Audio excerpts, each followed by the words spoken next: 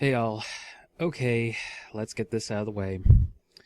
Star Wars The Rise of Skywalker gets a 1 out of 5 because it is just so bad. And I really wanted to like it. I really wanted to give it a chance because it had one of my favorite sort of lesser known actors, someone who you're not going to immediately recognize unless you've seen him already in a bunch of other stuff. But you'd recognize him, Richard E. Grant. As soon as he announced, and as soon as it was announced by the filmmakers that he was attached to the project and would have a decent role, I was like, yes, that I would love. And on top of that, he's cast as this high-ranking First Order commander. And that is fantastic. And to be fair, he does a really good job. There are points to this film, if you want to call it that, that are good. The total runtime is 2 hours and 22 minutes. That's a bad thing, because they just fill it and fill it and fill it, and it's overstuffed. The opening crawl is just, it's trying so hard in terms of its phrasing to say, okay, here's where we are in this chapter of the epic saga. And I can appreciate what they were going for. Maybe they brought on George Lucas to help work on the opening crawl. I don't know. But it is genuinely bad. Okay, so in my review of The Last Jedi, I talked a bit about how you could have reworked it and made it better. So, the opening stuff that is involved in The Rise of Skywalker is nothing we have been made familiar with in The Last Jedi. Nothing from Chapter 2 of this trilogy has anything to do with Chapter 3. The only carryover is that the fleet's gone, the base is gone, there aren't that many rebels left, and the appearance of Rose, who plays such a small part. I mean, they could have made her part bigger. You know, they could have had her turn out to be, someone really amazing. And they had this whole element to the second film that was all about how children across the galaxy were awakening with their force powers. And I'm like, okay, cool. That's really awesome. I love that. That means, there's going to be a whole new generation of force users who can be not necessarily Jedi, because maybe the Jedi were too restrictive, but they aren't going to necessarily be Sith either. Maybe they're going to choose a more balanced and neutral path that will both maintain order, but also maintain justice by trying to maintain some form of harmony. Anyway, it's problematic because you have a MacGuffin in the film that has nothing to do with anything. And we've never been introduced to these things before. They're called Sith Wayfinders. And they're essentially a kind of homing beacon that lets you find other Sith or something like that. It's complete, nonsense from everything that we've been given beforehand. You might as well just call it a holocron. Because guess what? We've already been introduced to the idea of holocrons for several, iterations of Star Wars. Several different versions of Star Wars have given us this. So a holocron would have made infinitely more sense. Then they have to do a thing where they're looking for this Wayfinder, and in order to do that, they have to reset C-3PO, basically erasing him, but then shortly thereafter R2-D2 uploads a backup of C-3PO's memory, and he's completely back to normal. Okay, well, I mean, part of the whole point of, introducing another droid that's smaller than BB-8 and is just literally like a parking cone on a wheel. So it's like the most basic little mouse droid that you've ever seen, but it somehow has basic linguistic skills. I don't know, but it's been abused and stuff. You introduce that, and then you still have BB-8, and you still have R2-D2, and you still have C-3PO. So it's like, okay, you're introducing this new character, but part of the point was that this other character is supposed to be kind of stepping down. When you got rid of Obi-Wan, Luke was kind of lost, and so you introduced Yoda, the Jedi Master who instructed Obi-Wan. That was a compelling and productive element to that story. But instead, you don't get that. Leia is of course killed because the actress, Carrie Fisher, died shortly after the release of the second film. And they had some scenes filmed for her, and then they killed her off screen in a dramatic way that was relevant to the plot, but it also was, oh, she died off screen, and I'm just telling you about it now, rather than showing it. Rather than, like, showing Carrie Fisher for a minute with, like, some kind of red light swallowing her as the planet she's on is destroyed, and rather than, like, inserting some element where, they, like, try and contact Leia, and they'll, or try and say something, and they'll be like, Leia's going to try and contact our allies on planet blah, blah, blah. It's so contrived. So much of it is so artificially contrived and a little bit too far-fetched. Even for a movie about space wizards battling in a giant war involving spaceships that can travel across the galaxy at the speed of plot convenience. So there's a planet that we've never heard of called Exegol, and there's absolutely no reason why it has to be Exegol instead of being almost anywhere else that's already been established. And the whole idea is that basically this fleet, if you haven't heard, this fleet that you see in the trailers was built by Palpatine, who is a clone of Palpatine with all of his memories and his spirit still inside.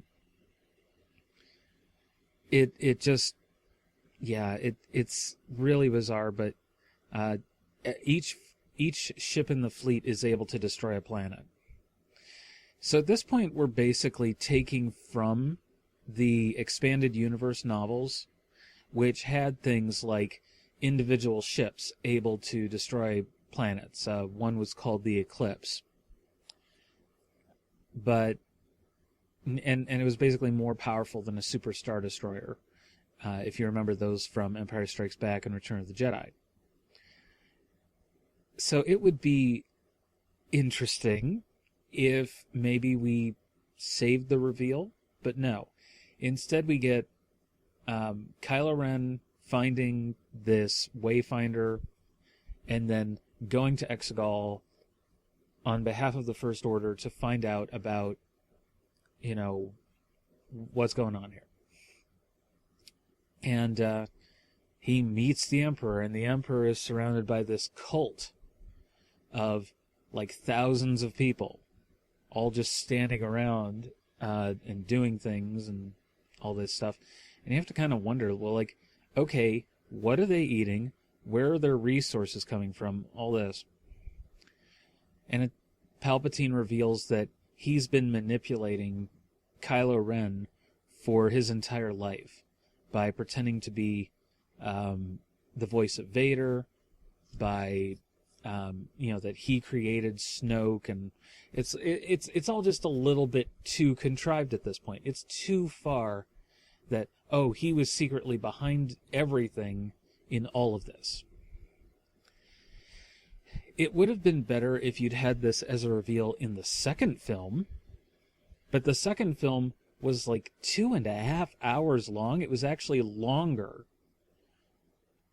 And so much of it was this B-plot crap that doesn't actually advance the story, doesn't fulfill the plot at all.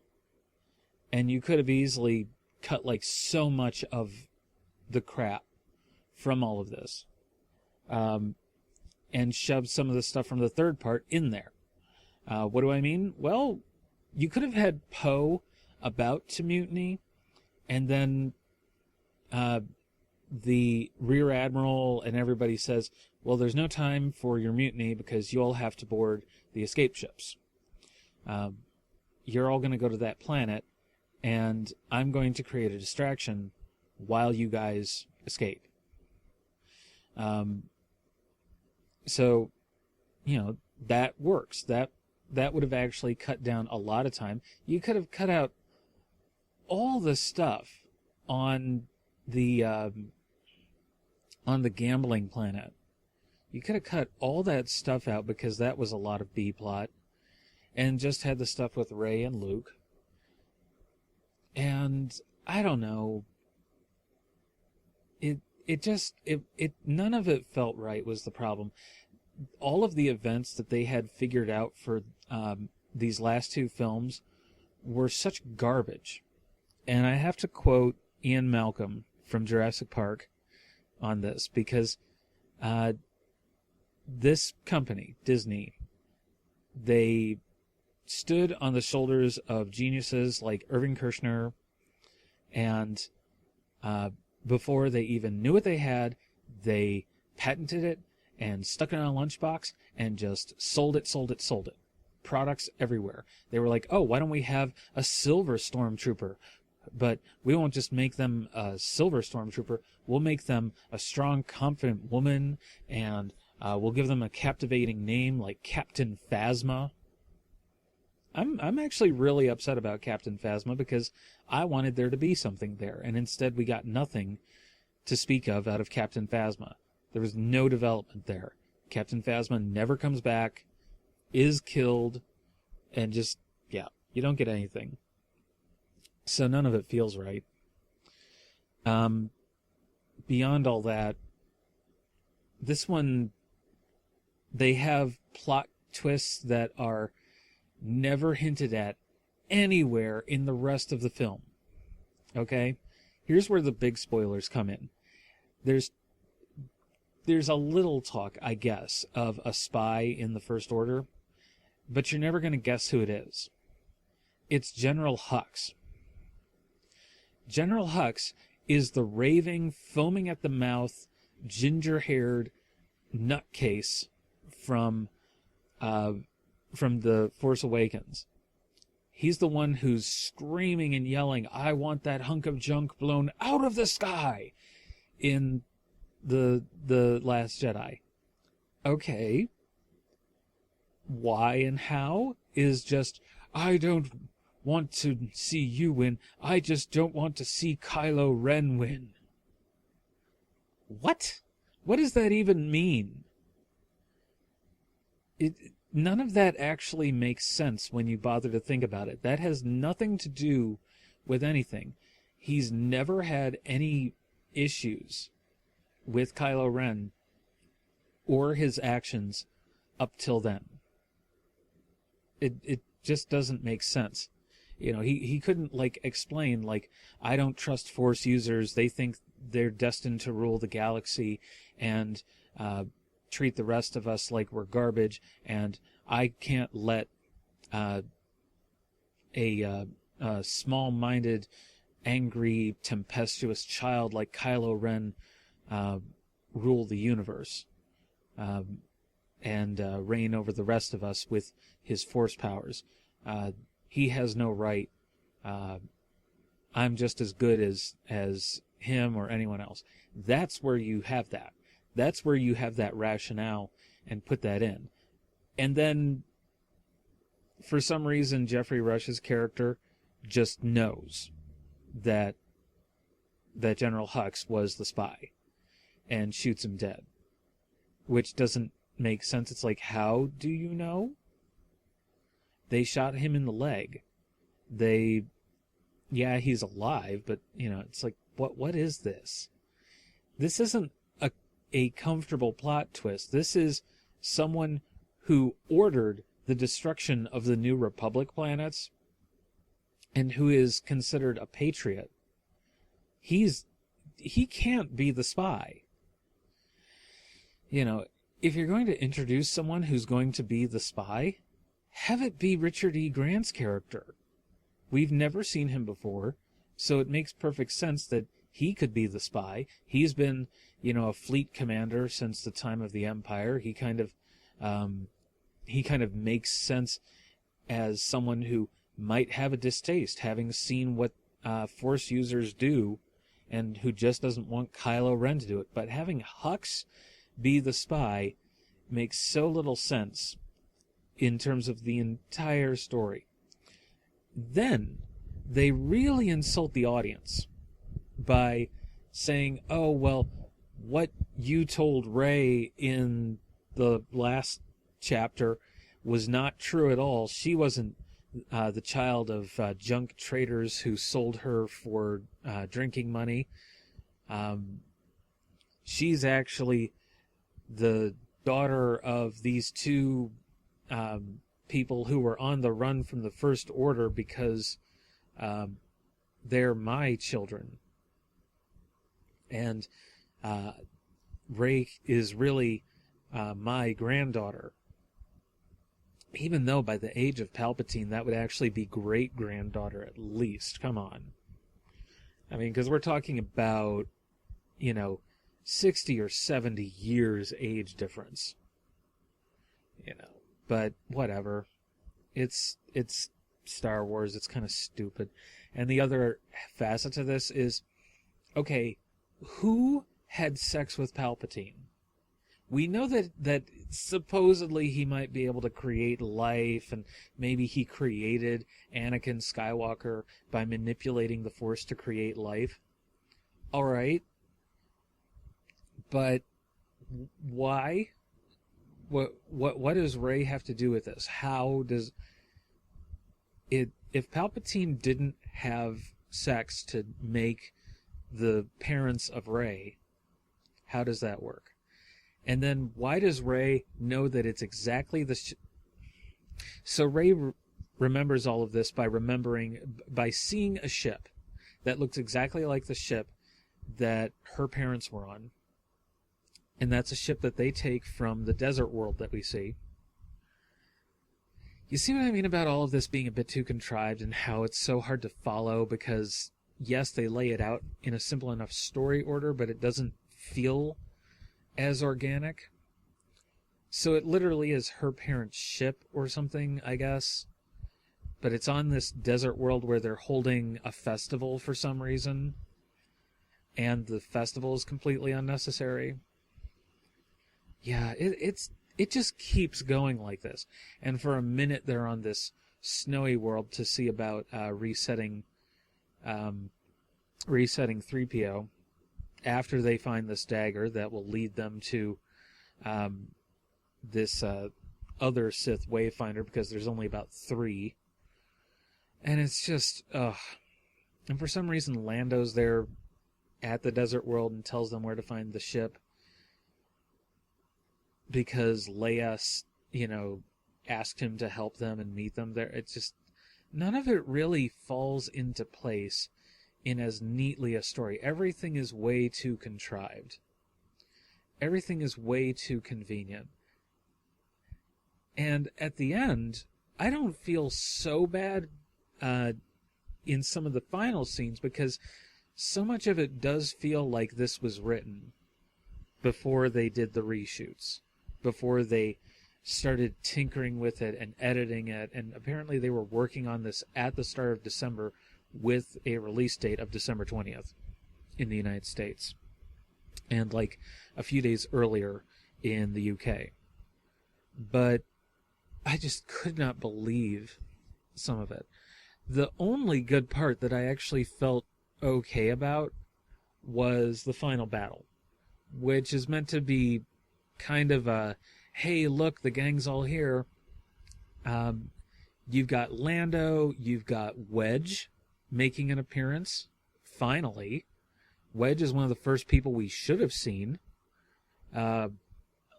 He's in the gunnery chair of the Millennium Falcon. That's great. I can appreciate that. I can feel good about that because it's Wedge.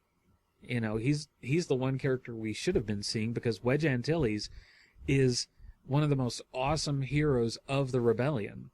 And if that's counting the movies and the expanded universe. All of the books that have been released over the years. They could have taken any of this rich material from over at least let's see, Force Awakens came out in like 2016, and that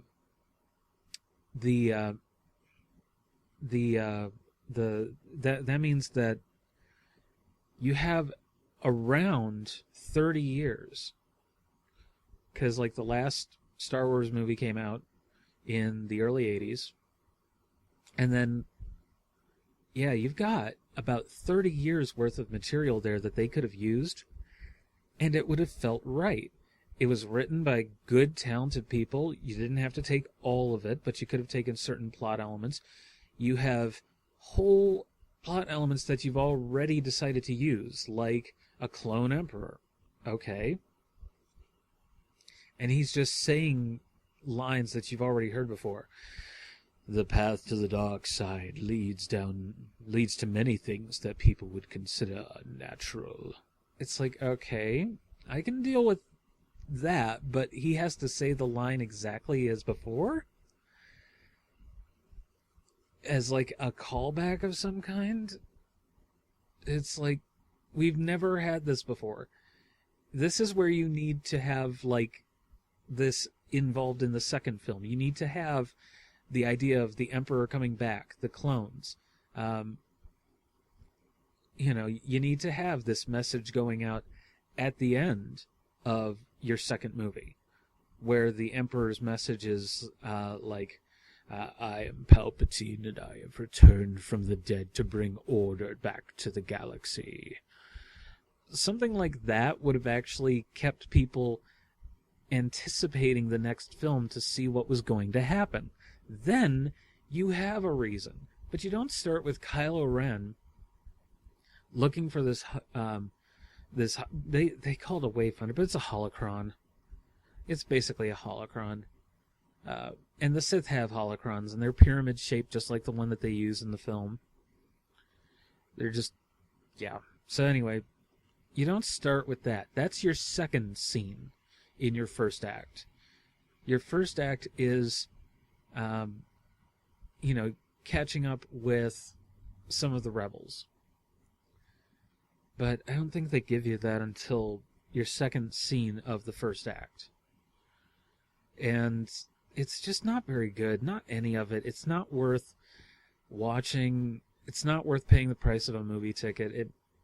It might be worth borrowing from the library just so you can get it out of the way and find out how the whole stupid story ends. But frankly, this whole sequel trilogy has been such a disaster from the beginning that I just don't feel good about it. They had good elements. They had really good elements. Rey was interesting. Finn was interesting. Poe was interesting. I wanted to see their adventures together. But some of the issues that I think that came up was that the first film, the very first Star Wars film, A New Hope, was played for laughs. There were jokes. It was originally a screwball comedy. And they took out a lot of the unnecessary jokes so that you had a lot more emphasis on action, a lot more emphasis on one linear story, and didn't cut away. So that first act of Star Wars A New Hope follows the droids. You have a ship being attacked by another ship. Aboard that are two droids. The droids board an escape pod. The escape pod takes you to Tatooine. On Tatooine, they get picked up by Junkers, the Jawas, and the Jawas sell the droids to Luke. Luke discovers the message from Princess Leia in R2-D2, and R2 later wanders off. And C-3PO and R2 go looking for him, find him, and get attacked by Sand People, Tusken Raiders. Then they get rescued by Ben Kenobi, who's in the message from Princess Leia, and that's who the droids are sent to look for. Okay, all of this makes sense because it's a linear story where stuff happens in a certain order. Nothing is cut away from too much. Not so far removed from what's going on that you can't tie it together somehow.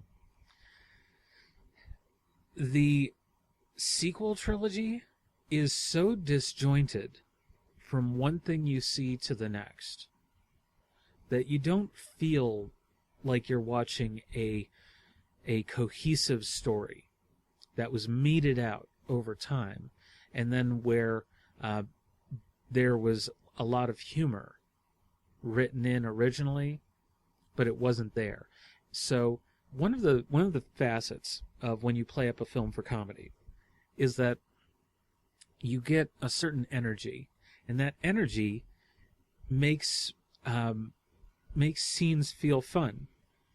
One major aspect to that is looking back at A New Hope, and I don't even consider A New Hope the best of the films, but let's just go with that. They're rescuing Princess Leia, and they're screwing up all along the way. They aren't sure like how the heck they're going to get anywhere. They aren't sure how they're going to get away. And Obi-Wan is the only serious character in the entire film, while the others are all kind of acting it up and being silly. Okay. They rescue the princess, and as soon as they're rescued, they're arguing. And they're arguing while they're being shot at in the middle of a firefight with lasers. That is such a juxtaposition, because normally you would see people being very serious, trying to think of a way that they can get out. Not arguing or bickering or, making things worse. And then not jumping down a garbage chute, but instead shooting all of the stormtroopers and advancing a little bit at a time, and then getting through, and then being able to, escape. But you don't get any of that here. You don't get any of the sense that anything is meant to be funny. The parts that are meant to be funny with, regards to the sequel trilogy, mostly involve the droids, the porgs, and I can't believe I just said the word porgs in the middle of a review. None of it is actually the characters. The characters that we're following, the actors who are acting, none of it actually feels good. There's no energy for that. Instead, they're just kind of saying lines, and they're actors who are chosen because they're young and attractive, and not because they're compelling. They don't bring a certain lighthearted sense of comic relief to the story. In the first film, and I have to look at the first film in order to look at this last film, to see where we came from. What are the roots? That's why I'm bringing all this up. In that film, you had a certain amount of comedy around the droids, but not utterly and completely, not totally, not in everything. You had a line drawn where that wasn't all the place that the comedy came from. That wasn't the only source. At one point, they're overlooking the hangar bay, and Han is like, let's hope the old man shut off the tractor beam. And Leia says, you came here in that? You're braver than I thought. It's a dig. It's an insult in the middle of a rescue.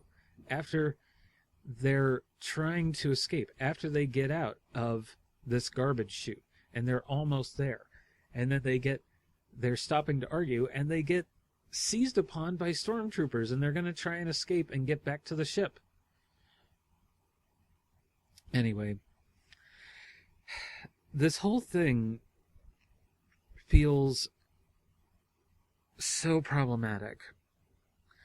One of the other issues that comes up is that there are two characters on the snowy little outpost that Cameron Poe takes them to wipe C-3PO's memories and get the coordinates that turn out just to be on Endor. Ugh.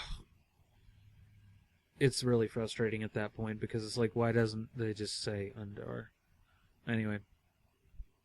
So you go through this entire contrived plot just so you can introduce someone that Poe knew and that we've never seen the face of. And you never see the face of her face. You only see her eyes. And she wants nothing to do with Poe. She wants nothing to do with any of them, and only shows up at the end, but doesn't contribute anything especially great. She doesn't do anything to really save the day. She's just there with the rest of the fleet. And given, like, basically every ship across the galaxy among all the civilians come in and are willing to take on this death fleet that Palpatine has put together that he calls the Last Order, which is really just stupid. I mean, there are so many better things that you could call it, but it's supposed to be like, oh, well, you're the First Order, and this is the Last Order. Oh, just really? Anyway, I really wish that this had been a better story. I wish that The Last Jedi had been a better story. I would love it if they would, like, okay, we're about to get a new Ghostbusters film. And Ghostbusters is easily one of the other really memorable films from the 80s that you had. You had Empire Strikes Back right there at 1980, and then Return of the Jedi was, I think, in 1982. Then, or maybe it was 84. I might be, yeah, because I think Indiana Jones and the Raiders of the Lost Ark was 82. Anyway, and then you had Ghostbusters coming out in 85, and Ghostbusters, they actually spent less time firing their proton streams. They had very little time with the actual ghosts, because that's special effects heavy stuff, and you have to scale back a special effects budget so that it's as effective as possible. And then they can just take care of things in a montage that isn't special effects heavy. Just showing them running around town, meeting people, greeting people, having presumably done the work, showing that they have a business that's thriving. That's all done in a montage. That's showing. In this film, they don't bother actually showing you the message from Palpatine going out across subspace or hyperspace or whatever that says, "I've returned." So much of this stuff is not shown. So much of it is just not illustrated. And that's part of the problem. When you have a movie, you have to show. Don't tell. Don't show some plot contrivance that, oh, Leia was on this planet negotiating, which we weren't told ever, and she died. At one point, they just flat out play with us by having two transports, even though we don't see two transports. And the First Order is taking Chewie aboard one of them, and the officers for the First Order are like, oh, okay, we have a very interesting prisoner.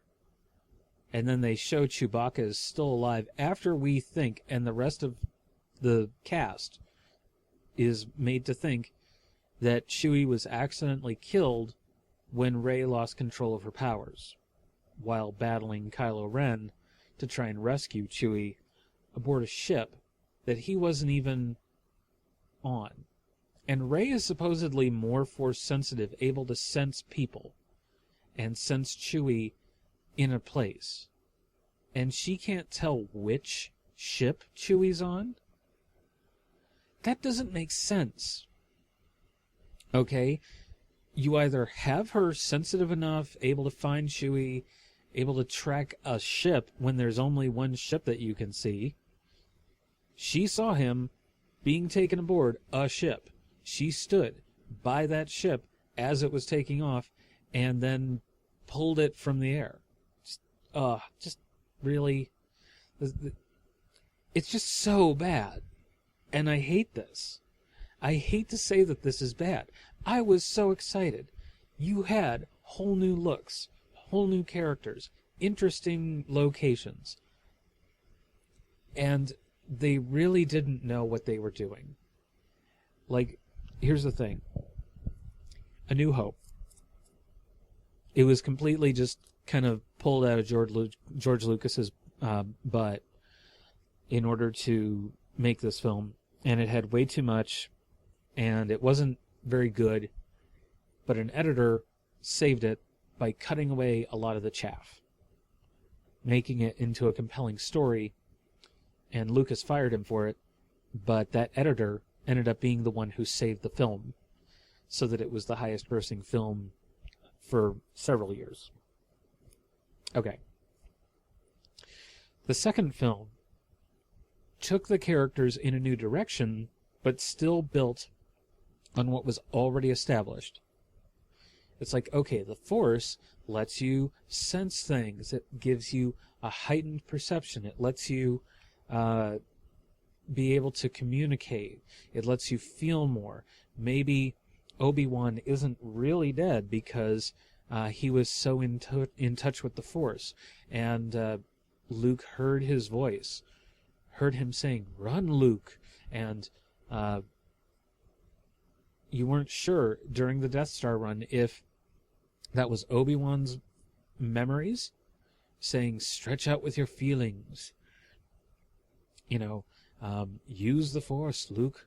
Let go, Luke." You know, encouraging him to use this newfound power that he's developed. And it's not midichlorians either. It's just, oh, you have the power within you as a person. If you get in touch with the Force, you'll be able to cultivate in yourself the ability to do all these amazing things, not your bloodline. And that was one of the things that people did like about Rey and about The Last Jedi, was this idea that there were people able to use the Force even if they were, you know, child slaves who were shoveling muck and sweeping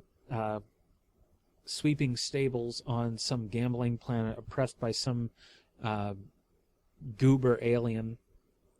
It didn't matter. You were able to use the Force if you tried to connect with others and tried to connect with the universe and something greater inside yourself. That was the whole point of it. It was never about midichlorians, and that was one reason why a lot of people got offended by that in the first of the prequel trilogy. This one, they don't have midichlorians, but they do make it all about your bloodline, making you more powerful with the Force. So Ben Solo, Kylo Ren, is able to use the Force so strongly because he is the son of Princess Leia, who's the son of Anakin Skywalker, and blah, blah, blah, blah, blah. You know the lineage. That you can at least appreciate because there's a challenge. Oh, you have to overcome things. Kylo Ren, Ben Solo, is standing there alone against the tide on a rock on Endor, having been defeated by Rey and not knowing what to do. He sees an image of his father saying a few parting words to him, and we aren't sure if this is a ghost, if this is just Kylo reaching out to the Force for guidance, and Han is there because he was so close. None of that's made clear, but it is so bad because Han is not a Jedi, so he can't be a Force ghost like Luke appears as later. Rey goes through this whole thing of, after battling Kylo Ren on Endor, to escape to the planet that Luke escaped to, and to go live as a hermit. And Luke appears to her, and this part I actually liked. He said, I was wrong. And this goes back to Ben Kenobi saying in Return of the Jedi, I was wrong. Something about a ghost coming back from the dead to let their protege know that they made a mistake, and that the ghost needs them to fix that mistake for them to rest in peace. That's something that plays up heavily in a lot of legends. A lot of stories come with that. Even A Christmas Carol, appropriately enough, as this is Christmas time. Even that comes forward with, this aspect. So Luke comes to her and says, I was wrong. And it seems like the film is just doubling back on something that was in the second film and trying to undo what the second film established. Just like it tried to undo the whole thing with Rey's parents. Okay, anyway. And then, since Rey has destroyed Kylo Ren's starfighter that she stole in order to get to this little world where, this little hermitage of Luke's, where the Porgs are, and they react, because of course you have to have a callback to the Porgs. They have Luke actually raise up his X-Wing from the water, which he couldn't do when he was alive, but he can do now that he is one with the Force. I can actually appreciate that. That's where we're actually talking about the rise of Skywalker. But later on, Rey goes back to the Lars farm, where the whole story started, and this is meant to be a cyclical thing, taking it back to where it began. She goes back to the Lars farm, where Luke was raised as a boy, and where his whole adventure started. And she buries Luke's lightsaber along with Leia's lightsaber. Because Luke reveals that he tried to train Leia in the ways of the Force, but she didn't want to be a Jedi. She didn't want to be a Force user. So she has that Jedi training. And they do a wonderful flashback scene. They don't do flashback scenes in Star Wars, except in this new trilogy. It's one of the problems with doing so many flashbacks and so many changes within one film is that you're trying to undo everything that the first two films did. You're not bothering to show what actually happened. And they could have done this. They could have actually shown this stuff had they actually made the sequel trilogy in the 90s. They could have done it with most of the same types of special effects that they did in the 80s, but they could have introduced more CGI elements.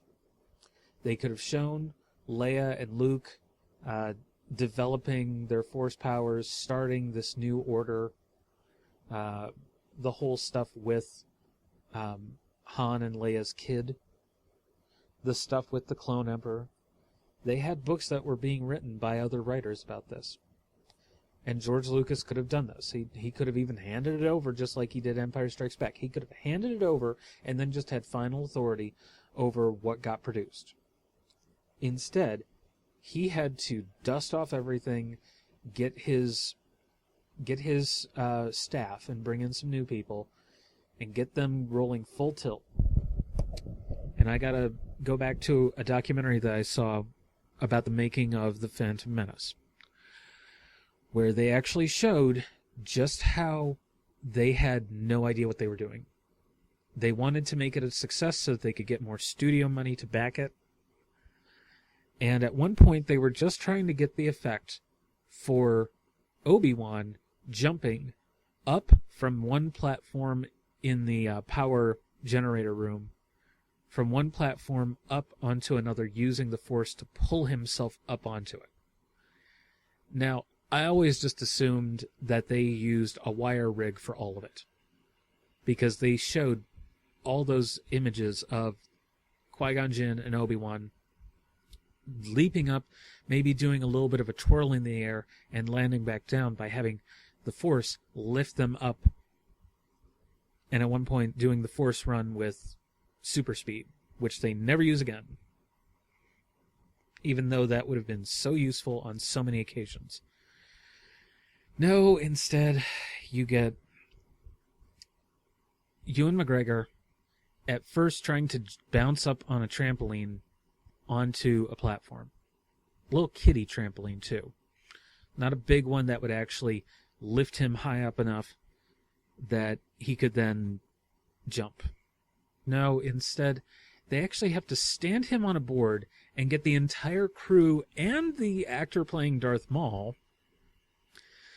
pushing up on the bottom of a wooden plank in order to get him onto this platform to make it look like he just used the Force to pull himself up onto it. So they were, and I've seen some early test footage for the pod racing scene to see how it would work, and they had like a little simple background and some simple animatics, as they call it, little pencil drawings that they just did little still shots for, a puppet in front of a blue screen. And they were trying so hard to get Jar Jar working and weren't sure if it was going to be a full suit or a full CGI character. And they ended up having a lot of frustration. Lucas said, well, we spent $100,000 on that Jar Jar Binks suit, and it's not even worth it, like the Chewbacca suit was, which was just fur and a certain amount of articulation around the face. Okay, but the animator said, well, actually, it gives us a really great frame reference, and it gives us his expressions when he's acting, and we can just use that on the character and exaggerate it. So it's actually really useful. And you found that in the new trilogy with Snoke, with Andy Serkis acting out his part in the gray suit with the dots and all of the little tracking lines. He was able to give enough of a performance that even without the actual figure there, in like some kind of makeup or prosthetic, they were able to get a sense of who they were acting with, what they were acting with. Whereas in the prequel trilogy, so much of it was done on blue screen that it made it more problematic to act, because you weren't on a real set. So when people saw that, okay, we're going to have real-life people in Stormtrooper costumes for this new trilogy, it's going to be so exciting because we're not going to have people just on a blue screen interacting with cartoons. We're going to have real people on sets interacting, and there's going to be stuff in the background that's CGI to give it the scope and spectacle that we need, but none of it is going to be completely computer animated. So it's not going to have the problems that you had with Revenge of the Sith, where several scenes were just CGI, and the rest were actors just on a blue screen with no real sense of what was actually happening. In some instances, the Obi-Wan duel with General Grievous is one of the best examples of why it's better to have an actual actor or something actually there for the actor to respond to. One of my acting teachers taught me years ago that acting is the art of reacting. You have someone come on set, and they're doing a thing, and other people come onto the stage and react to the person doing the one thing. Or they come in and say some kind of new relevant fact, and then other people react to that fact because this one person was already doing this thing, and now there's this news, and now they have to stop what they're doing, or they have to do what they're doing faster because this new information has come to light, or, they have to make a phone call before they can carry on doing whatever they're doing because now there's this information and they have to address whatever it is. Whatever happens in a scene has to have a consequence. It has to play out. In theater, this is called Chekhov's gun. Everything that's introduced has to have relevance. It has to have weight and impact on the rest of the story. So if C-3PO loses his memory, he can't get it back. Not for a long time. And it has to play up later in some of the events that happen. It can't just be, oh, he's kind of dithery and doesn't know where he is and doesn't know who these people are. It can't just be something simple like that. It does have to play out. If you introduce an element, like a gun, in the case of Chekhov's gun, you have to see that gun used at some point. It has to play its part. That's one of the main factors here. They didn't bother using the Chekhov's gun rule. They didn't bother using the rule of show, don't tell. And I think in several instances they actually broke the 180-degree rule in filming. And for those who don't know what the 180-degree rule is, if you have two characters on screen, one on the left side, one on the right side, because cinema is a two-dimensional medium, you can move the camera from one point 180 degrees to another point 180 degrees, but you can never cross past that. You can have the two characters on the same line, basically. If you imagine a line going between them with a middle point, that middle point is your axis, and you cannot go past 180 degrees from one line on the axis to the other. So you can go over the shoulder of one person looking at the other person to show that they're on opposite sides, and then cut to the other person's shoulder to show that they're on opposite sides. That works. But if you're in a scene, for example, where the two are engaged in a fight and they're pivoting around each other and turning, you have to show them from above. One of the reasons why you show them from above is because they are turning and pivoting around each other and fighting. This plays into the duel scene in Return of the Jedi. Where do they shoot them from? They shoot them from above. Then they cut to Vader on the ground, and you're looking down at him from Luke's perspective. And then you're looking up at Luke from Vader's perspective, as Luke is striking down with fury at Vader for threatening his sister.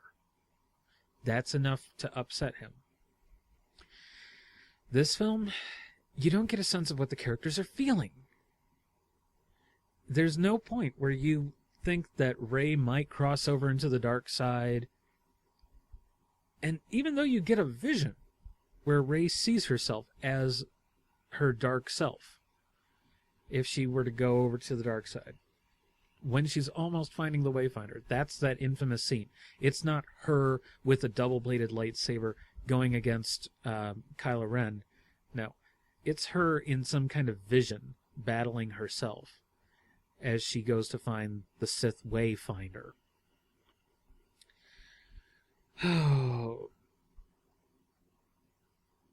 I feel like this movie takes so many liberties that there is no deciphering it. There is no saving it. And they knew that. But they had already banked so much money and invested so much money in promoting the film and saying, we're going to bring you a brand new Star Wars movie, and it's going to be the last movie of the entire series, and you're going to love it.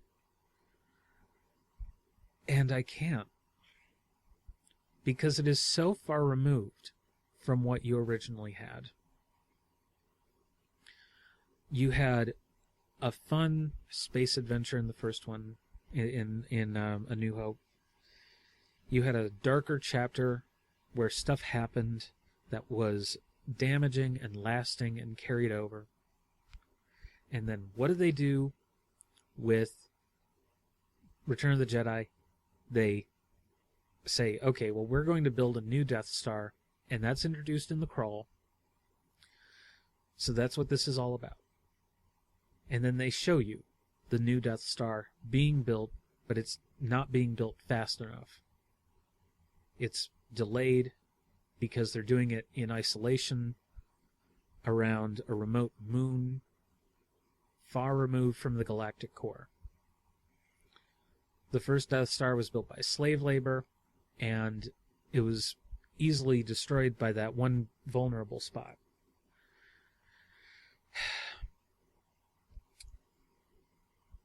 I really feel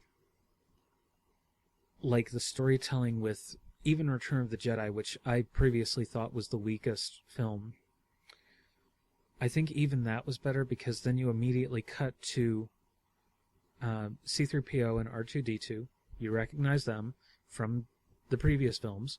Okay, we're back with them. What are they doing? They talk all about what they're doing. They're saying, we're going to go to Jabba's palace, and we have to be careful because Lando never made it back from this place, and we aren't sure what we're going to do. But, we're going to try. So, it works. It works as a story. It works as one contiguous plot. Even with its faults, it was better than The Rise of Skywalker. And there's one misconception that I think a lot of people had. A lot of them thought that Rey on Tatooine, looking at the sunrise, was meant to mean that she was going to live there on the Lars farm and just live there into her dotage until she died. That's not what that part of the film said at all. She goes there to bury Luke and Leia's lightsaber because that's the Skywalkers. That's the Skywalker twins. They have that. That's theirs. She's going to bury those there because that's where Luke's home was. Now, she is going to carry on her own path, and they show that she has her own lightsaber. A apparently dual-bladed yellow lightsaber. Her own making. Something that she made herself, just like any Jedi is supposed to do. You're supposed to make your own lightsaber. They don't have Palpatine use a lightsaber. That's one of the distinctions. They show Palpatine using the Force to draw health from others, whereas Rey and Kylo, or Ben, I should say, put their health into others to heal them, to save them. So Rey, looking at the sunrise, as she says to some random passerby that we've never met before, and there's no reason why this person should be there. It's really stupid. But she looks over at the Force ghosts of Luke and Leia, and she says, "My name is Rey," looking off into the distance for several seconds, probably confusing the heck out of this person, and says, "Rey Skywalker." So many of her good lines were really overly done, if you follow. Like at one point, Palpatine in their big duel says, "I am all Sith." And Rey says, with a pause as she force pulls the other lightsaber towards her, so that she has both of the Skywalker twins' lightsabers. She says, "I'm all Jedi." And it's just like, well, this could be taken a couple of ways, because Palpatine means that he is all of the Sith combined. But I think in Rey's case, she means, rather than saying that she is all of the Jedi in one person, that she is entirely Jedi. And so I think that's kind of where things are being left off with Rey's finale, as she looks off into the sunrise with BB-8 there. She's saying she's all Jedi. She is the new Jedi there. Kylo Ren is dead. But he might come back as a Force ghost because just like Darth Vader, he had redemption at the end. And he used his healing powers, using the Force on the light side. So it's entirely possible that while he was a fallen Jedi, much like Anakin Skywalker, it's entirely possible that he also might be one with the Force, just like Darth Vader was.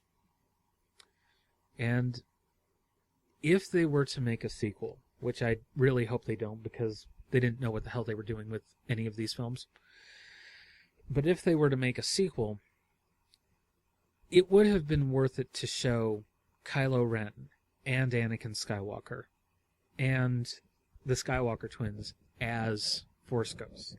To say, yes, the Skywalker line is ended with us, but you can carry it on. And then, instead of having these breaks in what she says, have her say, well, I'm all Jedi. Then the lightsaber flies into her hand. Then she turns it on and holds it up.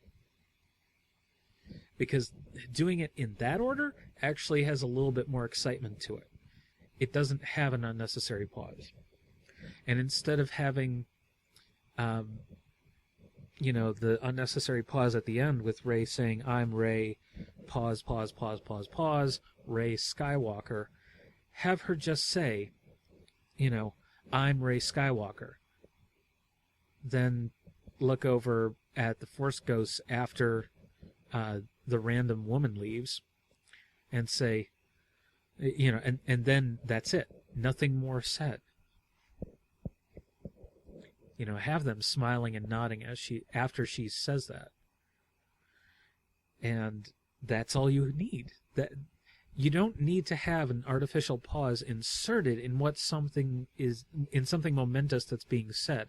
It's a callback to an earlier thing where she says she's Rey, and an alien says, I would be honored to know your family name. And she says, I don't have one, I'm just Rey.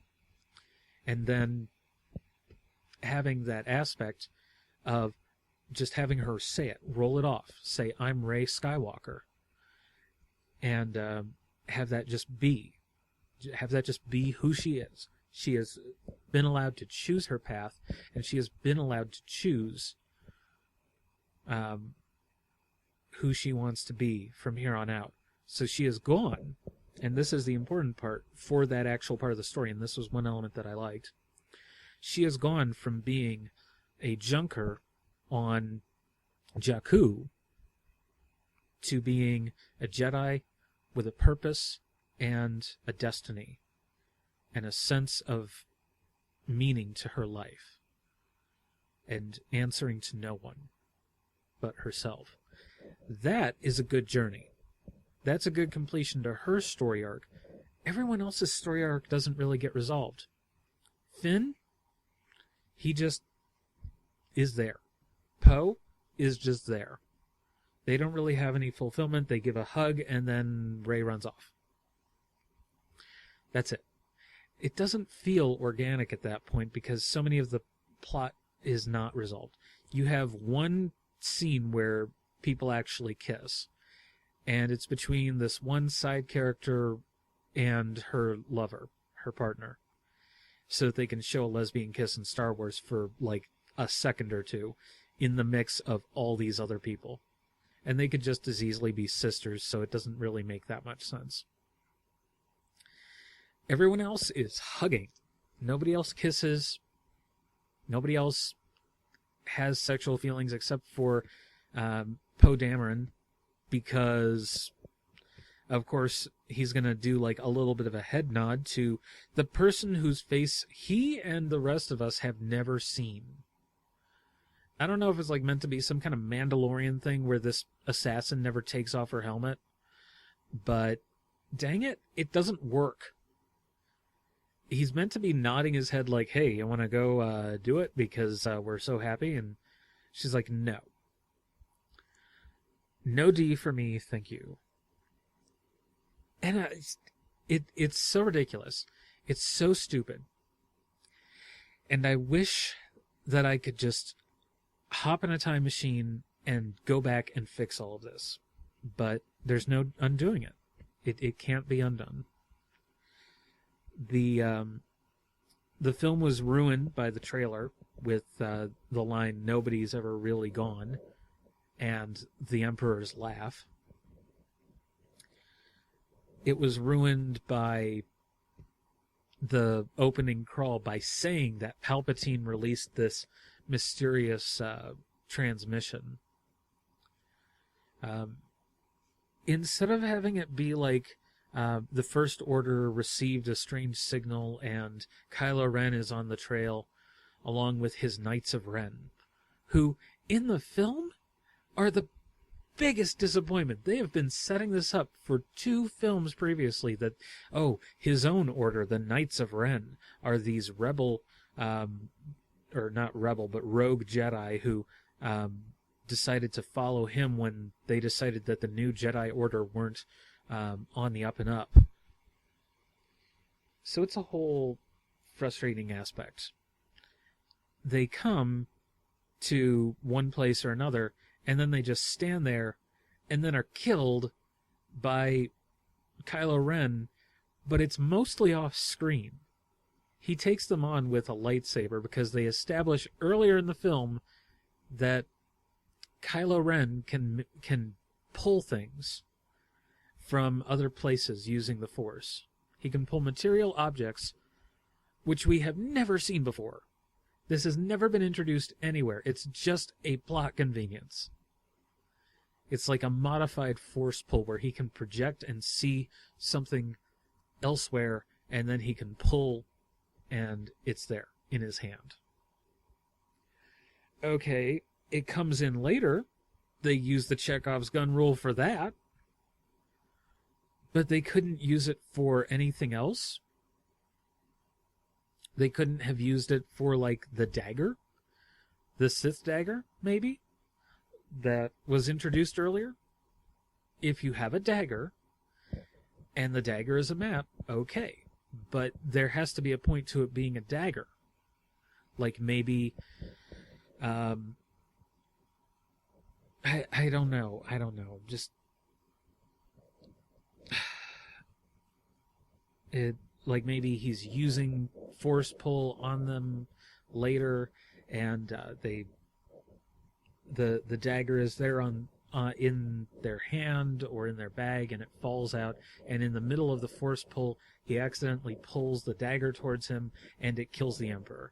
Instead, it's Rey reflecting his lightning blast back on Palpatine, and it ends up destroying him in the process. And somehow this hurts Rey. Not exactly sure how that works. I don't know. Like I said, the film doesn't work. It's not good. It's not well thought out. It's not smart. It's not savvy. It's not well told. It's not even that well executed in terms of directing, editing, or acting. And I hate to say that. Because one of the things about Star Wars as a film was that it was the culmination of so much talent coming together in one genre, in one franchise.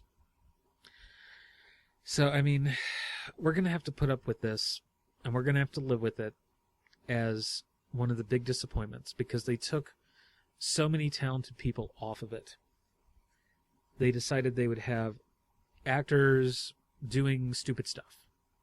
They have a side character from The Force Awakens. You know, the pudgy guy with the beard who's in the Resistance. Well, he has a funny line with Leia, because that was a scene that they could insert in by saying that the mission wasn't going as well. And Leia says, "Could you try and show a little more optimism?" Oh, yeah, sure, this is going to be terrific. You're going to love it. And they just kind of get frustrated with him and walk off. Not a very satisfying scene. And they don't bother having the actor come back and say, good luck on your mission to this planet. Nope. You don't get a feel of any kind of love or camaraderie among the characters. They care about each other because they have to. They want the others to be well because they're supposed to. But you don't feel like these characters are actually playing well off of each other. And I'm not saying they're bad actors. I'm saying they had bad directors. I'm saying that in every film of this new trilogy, there was bad direction. They didn't know how to use the talent that they had. They didn't know how to write because they wrote themselves into a corner with the first two films. And they didn't know how to get themselves out.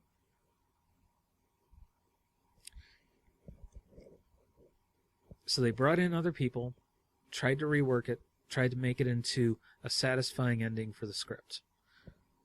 Something that would be big and dramatic. Something that would make it worth it for the fans. But they didn't know what the hell they were doing. Because they immediately said, we're not going to go with any of this stuff that's already established. We're going to write our own stories and it's going to be better. And then they left it to the committee in the boardroom at Disney. So the entire trilogy has failed. And I'm not one of those people who hates anything new or hates anything. You heard me say at several points in this recording that I liked this part, and I liked that part, and I liked this story arc, and I liked that that particular scene or that element. And I could tell that that was written in advance, and they felt good about it. Instead, I just feel like there was no love, no concern, no care, none given to any of these people. It was the usual J.J. Abrams schlock approach, just like with Felicity and Lost and even the new Star Trek franchises. The new Star Trek films, rather. You make it up as you go along, put in a bunch of stuff shoehorned in for this Shaggy Dog story that you get people to care about, and then you don't care where it ends up. You just figure out some nonsense ending. And I'm saying this as a fan of Lost, as someone who watched it all the seasons. I came in like season 3, and then I went back and watched the first couple seasons, and then I finished the series. These folks genuinely ticked me off. As soon as they said J.J. Abrams was set to direct, it was like saying Zack Snyder was set to direct Justice League. I said, no, this is not going to be good. And I only said that because I don't appreciate J.J. Abrams as a filmmaker. I don't appreciate him as a producer or director. I don't think he's good. I think Bryan Singer's good. I think that if they had put it in the hands of Bryan Singer, he would have actually put together something. And then if they had actually put it in the hands of a competent writer, instead of having a writer-director like they did with the second one, it would have been better. As it is, it just doesn't feel good. It doesn't feel solid. Looking at the credits, you have a story with 4 authors. Derek Connolly, Colin Trevorrow, J.J. Abrams, and Chris Terrio. And then J.J. Abrams and Chris Terrio wrote the screenplay. And then J.J. Abrams produced and directed. And that's part of the problem.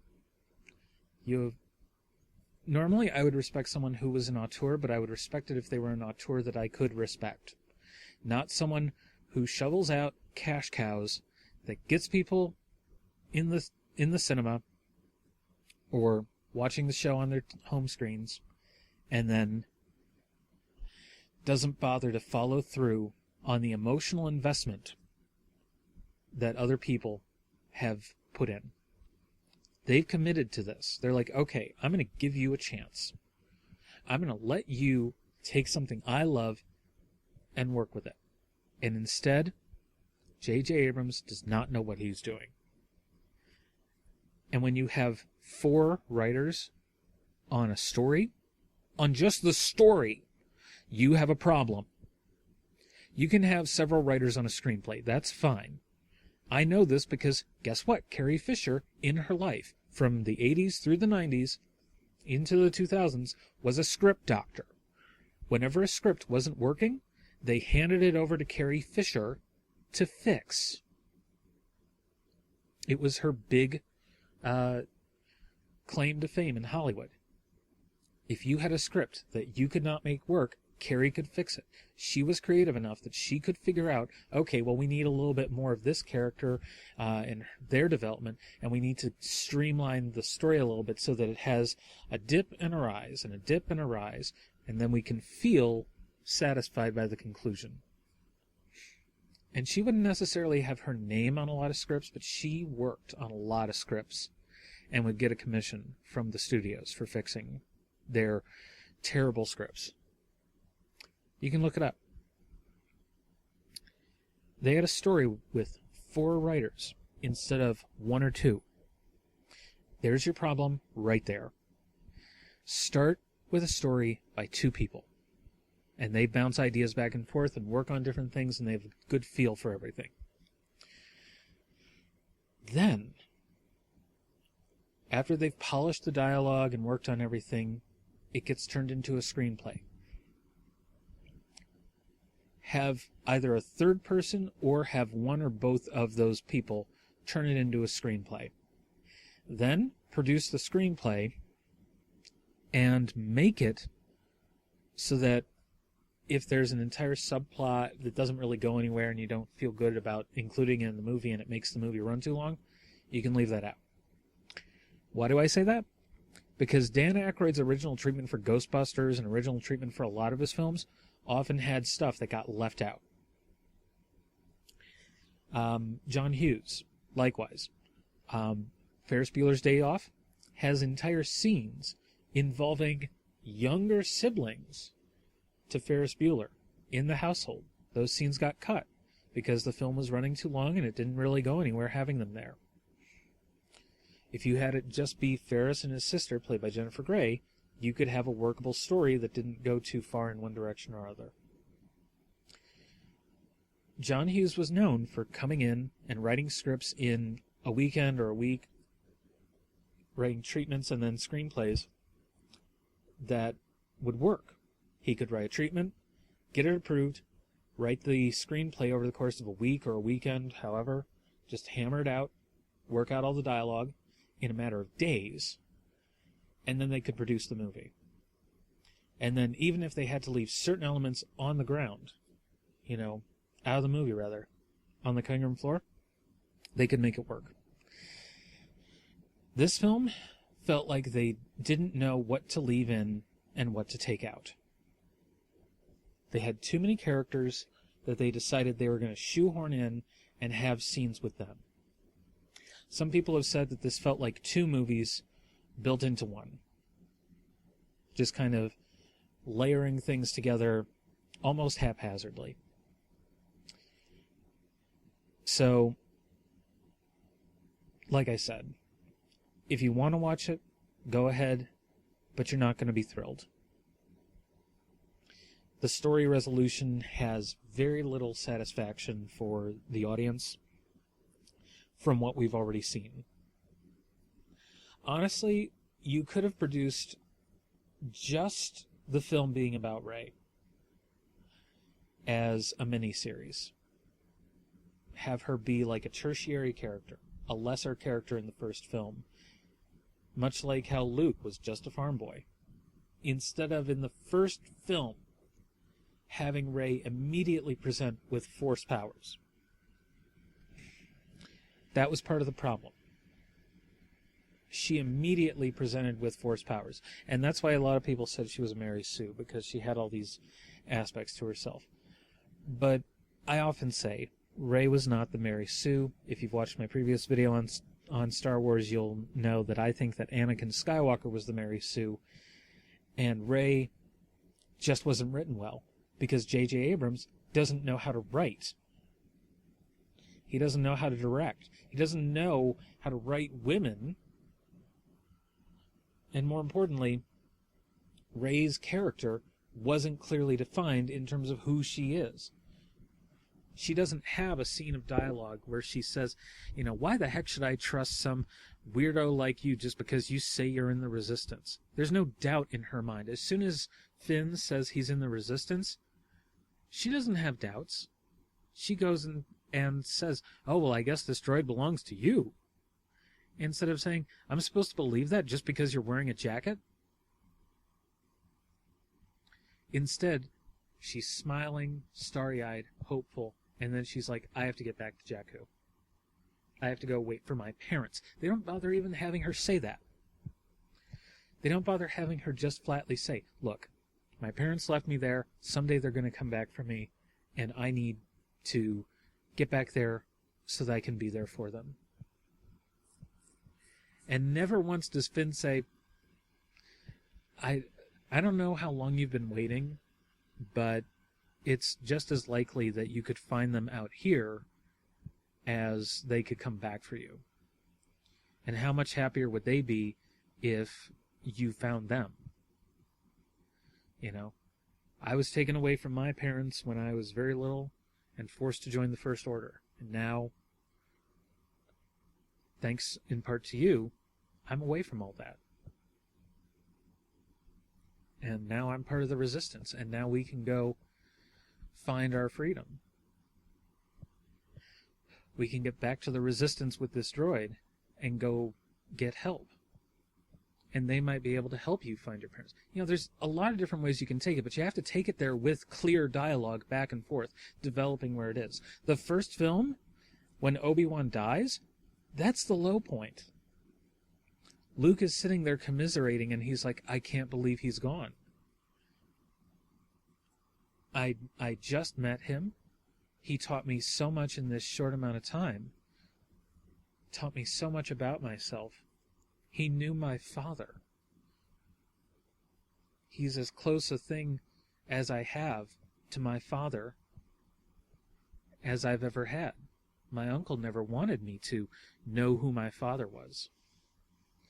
But this guy tells me that my father was a great and mighty warrior? A friend to justice? But before he can be done sitting around commiserating and everything, Han's like, well, we got company. Come on over here and take the gunner seat, kid. I'll take the other one.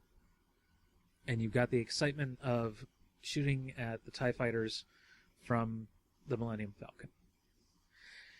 So, as a film, even A New Hope is better than this. Even Return of the Jedi is better than this. I wish that this were better. I wish that they had left it in better hands. I wish to all God that they could have redone this and made it somehow salvageable. And instead, we get an Imperial fleet that's appeared out of nowhere, but apparently it's somehow controlled from a command ship. But they never really introduced that the fleet is controlled by a command ship, which is then run by the First Order. And somehow those other Star Destroyers won't be able to be worked at all if there's no command ship. That doesn't make sense, because these are Star Destroyers. They're huge. They require people. They at least would require droids in order to maintain them. But instead of having that, no. We just have these Star Destroyers. And there are no TIE fighters. It's just a massive fleet of Star Destroyers. So yeah, don't see this one if you can help it. Just walk away. Just leave it. Leave the franchise at the 80s one, the 1977 through 1984 franchise. Leave it at that. If you like the prequels, okay, good. If you like these new ones, fine. I'm glad somebody does. But this one was so immensely frustrating. So immensely disappointing from a storytelling perspective. From the perspective of watching the other ones and knowing where they were coming from. I just can't feel good about it. I can't feel solid. I'm so hurt by what Disney turned Star Wars into with this new trilogy. It is such a mess. It's so unsatisfying. That's all. Thanks for watching. Bye.